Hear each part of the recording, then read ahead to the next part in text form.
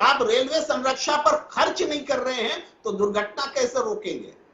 क्या जवाब है इस बात का कि आपने 1 रुपया खर्च नहीं किया 3 साल से, ये कहते हुए कि रेलवे ने 5,000 करोड़ नहीं दिया इसलिए हमने तो रेलवे सुरक्षा पे आपने कोई खर्च ही नहीं किया। प्रेम कुमार जी इस बात पर सवाल उठा रहे हैं। मुआवजा क्या होना चाहिए इस पर भी सवाल उठ रहा है, और मुआवजा पैसे की शक्ल में होना चाहिए या मुआवजा भावी जीवन की सुरक्षा के संदर्भ में होना चाहिए, जो बात हमें विजय उपाध्याय जी ने कही थी कि उस दौर में मृतकों के परिजनों को नौकरी दी गई थी और इस समय पर भी कई ऐसे परिवार होंगे जिनके यहां आजीविका का साधन ही चला गया होगा।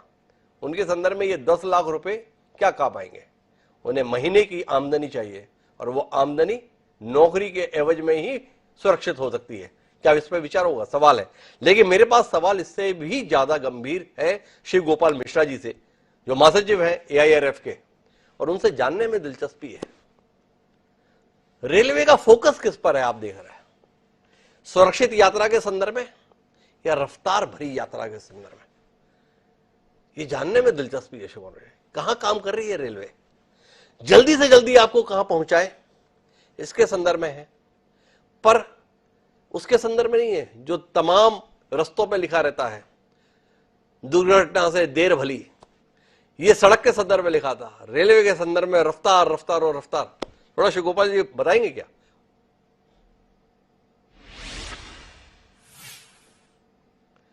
शिव गोपाल जी आप उसे अनम्यूट कर लेंगे, आपने शायद म्यूट किया हुआ है तो हमने। आप बिल्कुल हिमांशु जी सही कह रहे हैं जी। हम बराबर इस बात को कहते रहे हैं कि हमारे लिए स्पीड उतनी जरूरी नहीं है जरूरी। हम ये नहीं कहते हैं कि स्पीड जरूरी नहीं है, स्पीड भी जरूरी है। स्टेशन डेवलपमेंट उतना जरूरी नहीं है। हम स्टेशन को चमका देंगे, कुछ वो कर देंगे तो उससे जो है वो उतना कुछ नहीं होगा जी। हमारे लिए जो वंदे भारत ट्रेन है बहुत अच्छी है, लेकिन हमारे लिए सबसे जरूरी है और सबसे प्रायोरिटी है हमारी सुरक्षा जी। तो हमें सुरक्षा की तरफ से जब भी जो है वो आपकी दृष्टि हटेगी तो दुर्घटना घटेगी। ये दुर्घटना वो अन्य दुर्घटनाओं से बिल्कुल अलग है जी। ये बहुत हृदय विदारक घटना है, बहुत भयावह घटना है।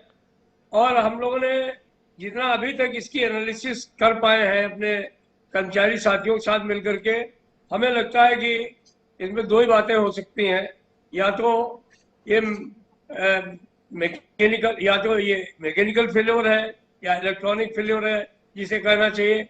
और जो एक बात चल रही है इसमें साजिश भी हो सकती है, इसमें सबोटेज भी हो सकती है जी। क्योंकि इस तरीके से गाड़ी चली जा रही है और वो अचानक में जो है लूप लाइन में चली जाए, ये असंभव बात जो है वो इस दुर्घटना से सामने आई है।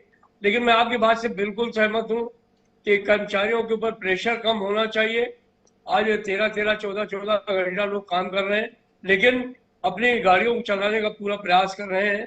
आपने देखा कि हम कोविड के पीरियड में भी 3,000 लोग हमारे शहीद हो गए, लेकिन हम लोगों ने कभी भी गाड़ी रोकने का काम नहीं किया, बराबर उसको रफ्तार देने का काम किया है। आज हमारे 3 साथी भी उसमें शहीद